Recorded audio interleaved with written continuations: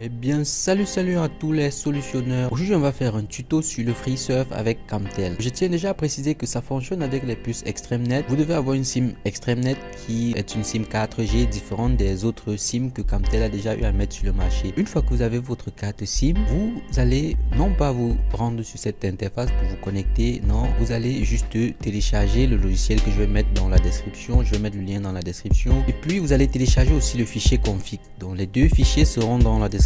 Une fois que vous aurez exécuté le logiciel HTTP Proxy Injector, vous allez configurer cela de la même manière que moi avant de venir maintenant inbox réclamer votre compte de VPN afin de vous connecter gratuitement. Je tiens à préciser que j'utilise un modem 4G qui est la Flybox Orange que j'ai débloqué. Je vais aussi vous faire un tuto sur comment débloquer cela. Donc si vous avez une puce ExtremeNet, vous devez forcément avoir un modem 4G afin de pouvoir l'utiliser parce que ces puces là ne fonctionnent que dans les modems 4G. Donc essayez déjà d'avoir ces deux équipements et puis vous essayez de télécharger le logiciel.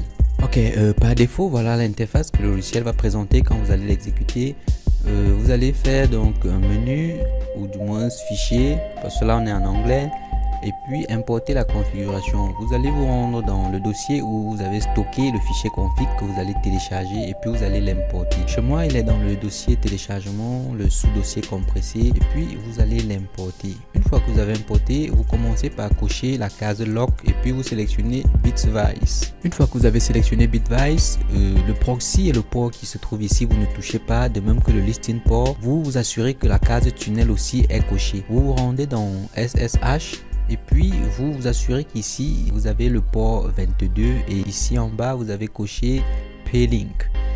Et dans le mode, vous sélectionnez PF mode, c'est-à-dire Proxify portable. Vous sélectionnez Proxify portable parce que ça fonctionne avec. Et puis dans le login mot de passe, vous allez changer et mettre celui que je vais vous donner quand vous allez venir inbox réclamer votre fichier config. On met un fichier config pour tout le monde, chacun l'utilisera et ainsi les serveurs seront saturés et la connexion ne sera pas très bonne. Une fois que c'est fait, vous allez remplir aussi l'adresse IP. Je vais vous donner cela quand je vais vous envoyer votre login et votre mot de passe. Donc vous aurez besoin de changer uniquement le host, le user et le pass. Voilà juste les informations que vous devez changer. Maintenant vous pouvez cocher la case auto reconnect et puis vous retournez au niveau de inject et vous cliquez sur start. Là vous voyez, on me dit que le SSH est connecté, donc je peux maintenant commencer à surfer. C'est aussi simple que ça. Donc le tout c'est importer le fichier config et remplir au niveau de SSH les trois informations que je vais vous donner, pas plus.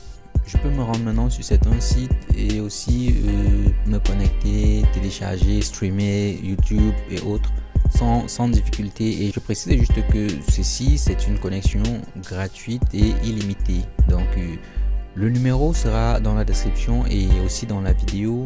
Essayez donc d'en faire bon usage, de partager avec les autres afin que chaque personne pouvant se procurer cela puisse en profiter.